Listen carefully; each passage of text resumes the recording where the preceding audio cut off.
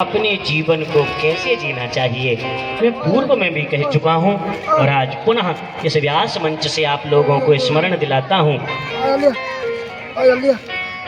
कि जीवन में श्री कृष्ण कथा से भी पहले हमें राम कथा की आवश्यकता है,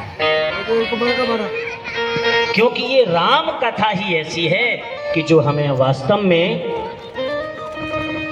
जीने की कला सिखाती है। एक मानव को कैसे जीना चाहिए, एक इंसान को किस तरह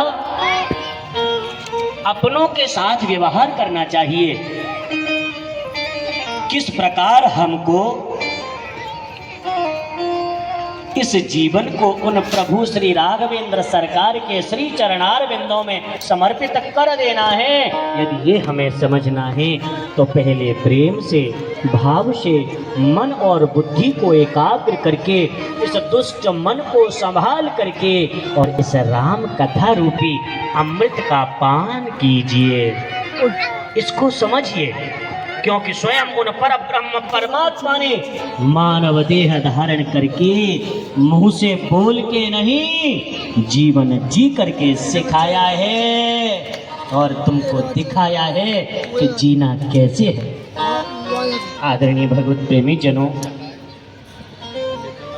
अब श्री राम का चरित्र, प्रभु श्री राम की कथा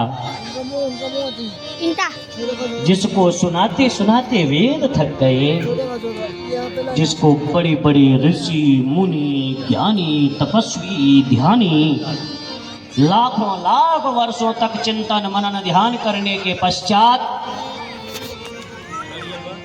बताते बताते बताते बताते रुक गए।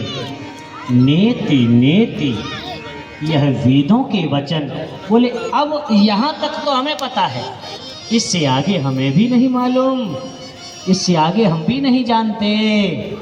तो ऐसे श्री राम जी का चरित्र संसार में लाखों रामायण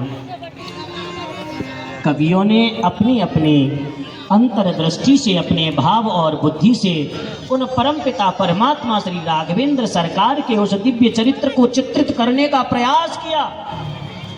रामायण 100 कोटि अपारा, रामायण कितनी 100 करोड़। अरे राम राम, यहाँ तो एक रामचरितमानस भी सुनने के लिए समय नहीं है।